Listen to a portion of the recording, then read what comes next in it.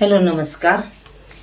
काल लाईव्हला एक प्रश्न मी विचारला होता सगळ्यांना की तुमच्याजवळ खूप कमी दिवस आहे. समजा तुमच्याकडे फक्त एकच दिवस आहे, म्हणजे तुम्ही एक दिवसच जगणार आहे, तर तुमची काय इच्छा असेल?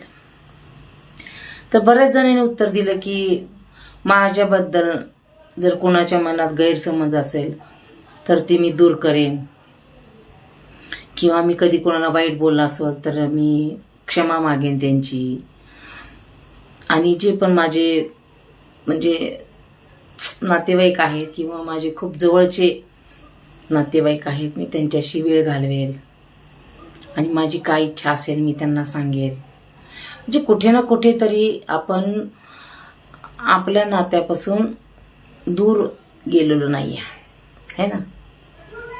हां, आपला इगो आहे, आपला इगो आपल्याला दूर घेऊन जातो, हे खरं आहे.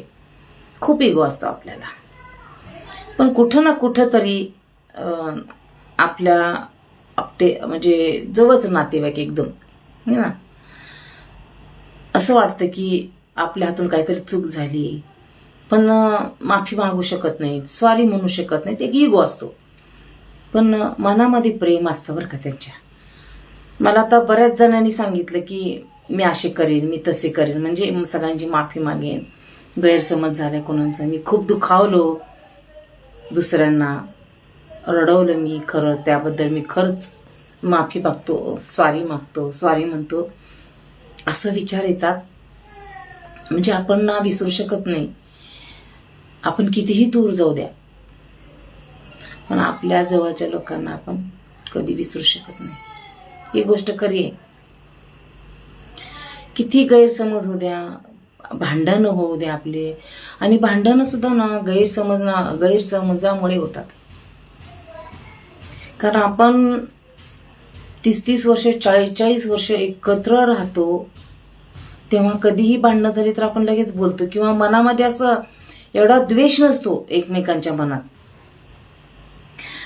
समजा आपल्याला गैरसमज झाला, किंवा आपण ज्या माणसावर प्रेम करतो त्याच्याबद्दल कोणी काय सांगितलं ते खरं नसतं, किंवा असू पण शकतं.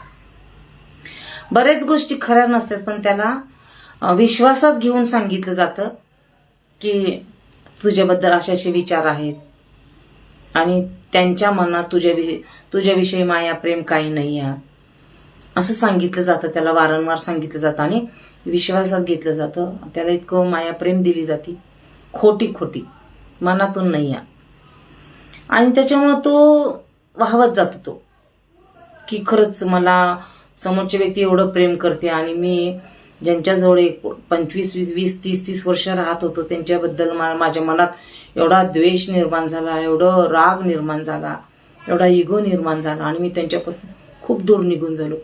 इतकं दूर निघून गेलो की त्यांच्याबद्दल माझ्या मनात कसलाही आदर नाही आहे, सन्मान नाही आहे. ही गोष्ट खरी आहे.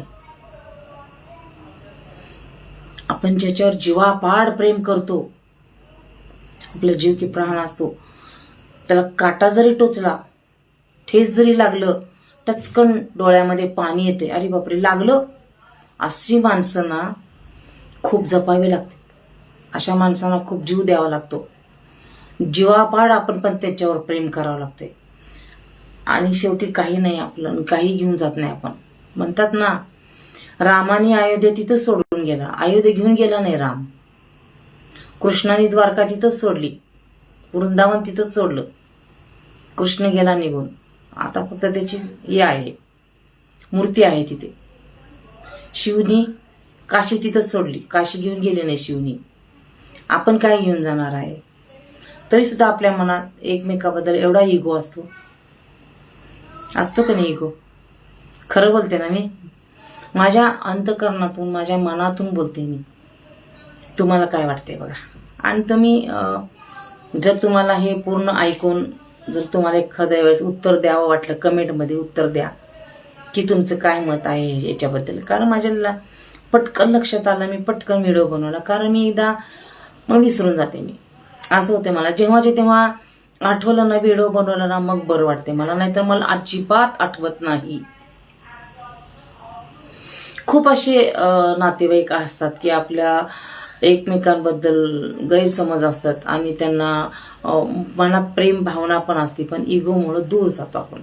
तर मला वाटते की खरंच एकमेकाबद्दल माफी मागावी, गैरसमज दूर करावे आणि प्रेमाने राहावे, है ना. ज्याच्यावर आपण जास्त जीव जास्त प्रेम करतो ते तरी कमीत कमी